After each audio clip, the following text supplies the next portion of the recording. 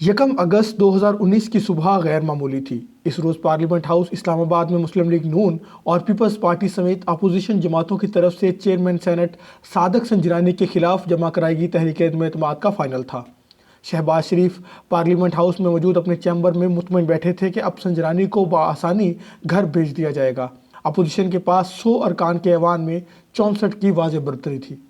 لیگی رہنما شہباز شریف سے ملاقاتیں کر کے انہیں جیت کی پیشگی مبارکباد دے رہے تھے۔ اچانک انہیں بتایا گیا کہ ان کی جماعت کا بلوچستان سے تعلق رکھنے والا ایک نوجوان سینیٹر آغا شاہزیب درانی ان سے علیحدگی میں ملاقات کا خواہشمند ہے۔ شہباز شریف نے سینیٹر کو بلا لیا۔ نوجوان سینیٹر نے قومی اسمبلی میں قائد حزب اختلاف کو بتایا کہ آج سینٹ میں اپوزیشن کے متعدد ارکان یا تو غائب ہو جائیں گے یا وہ صادق سنجرانی کو ووٹ دے کر اسے جتوا دیں گے۔ ہنستے مسکراتے شہباز شریف نے یہ بات سنی تو ان کے چہرے کی ہنسی حیرت میں تبدیل ہو گئی۔ شاید انہیں یقین نہ آیا۔ نوجوان سینیٹر نے کہا کہ سر دیکھ لیجئے ایسا ہونے جا رہا ہے۔ اس کے ساتھ ہی شاہزیب نے متوقع طور پر دھوکہ دینے والے 10 کے قریب اپوزیشن سینیٹرز کے بارے میں بھی آگاہ کیا۔ اسی روز عدم اعتماد کی ووٹنگ سے پہلے شہباز شریف پارلیمنٹ ہاؤس سے منسٹرز انکلیو اسلام آباد میں اپنے سرکاری گھر چلے گئے۔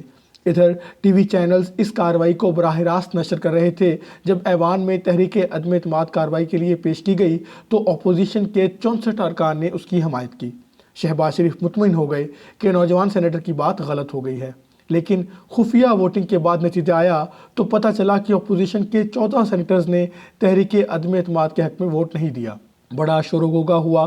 سنجرانی البتہ جیت گئے۔ اب کرم فرما بتاتے ہیں کہ اس وقت مہربانوں نے اپوزیشن کے 22 سینیٹرز کو خریدا تھا، جن میں سے 8 نے آخری وقت پر اپنی جماعتوں کو دھوکہ نہ دینے کا فیصلہ کیا۔ اسی روز پارلیمنٹ ہاؤس میں اپوزیشن کے ہاتھ صفِ ماتم بچھ گئی تھی۔ نون لیگی رہنما پیپلز پارٹی اور پیپلز پارٹی کے اراکین نون لیگ کے سینیٹرز پر دھوکہ دہی کے الزامات عائد کر رہے تھے۔ یہ الزام بھی لگایا جا رہا تھا کہ ایک رات قبل آصف علی زرداری نے ایک پراپرٹی ٹائکون سے ملاقات کی تھی، جس میں خفیہ طور پر کچھ طے پا گیا تھا۔ خیر، دونوں جماعتوں کے رہنماؤں نے ملاقات کے بعد مشترکہ طور پر تحقیقات کروانے کی بجائے اپنی اپنی جماعتوں کے اندر تحقیقات کا اعلان کیا۔ پیپلز پارٹی نے سابق وزیر اعظم سید یوسف رضا گیلانی، نیر بخاری، سعید غنی، فرحت اللہ بابر اور صابر بلوچ پر مشتمل تحقیقاتی ٹیم کا اعلان کیا تو نون لیگ نے رانا تنویر کی سربراہی میں تحقیقاتی ٹیم تشکیل دی، جس میں سینیٹر اور سابق آئی جی پولیس رانا مقبول بھی شامل تھے۔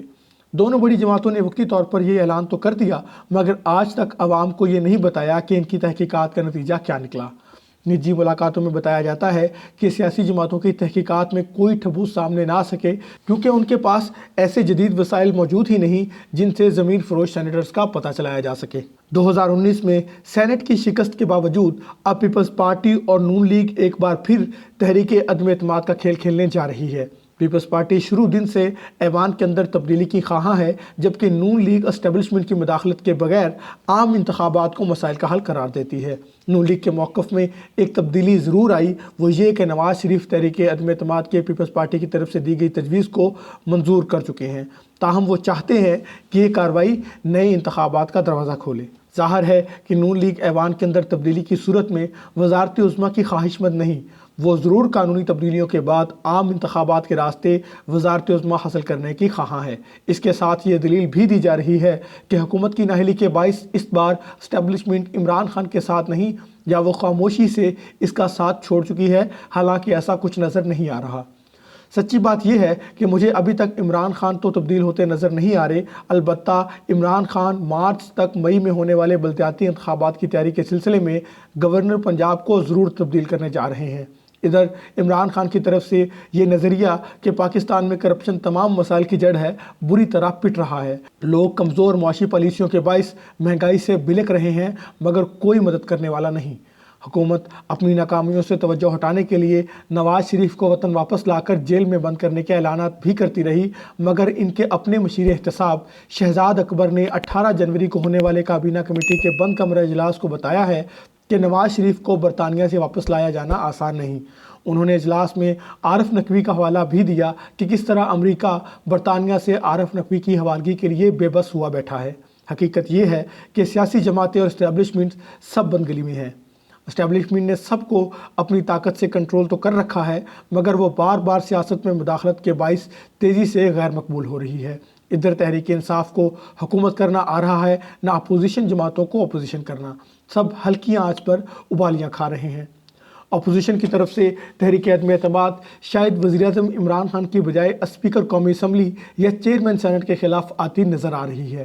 حکومت کے خلاف احتجاجی تحریک عملی طور پر مجھے اسٹیبلشمنٹ کی طرف سے کیتلی میں رکھے اس گرم پانی کی مانند لگتی ہے جو ابل رہا ہے، اس سے بھاپ بھی نکل رہی ہے مگر اسے کیتلی سے گرنے نہیں دیا جا رہا۔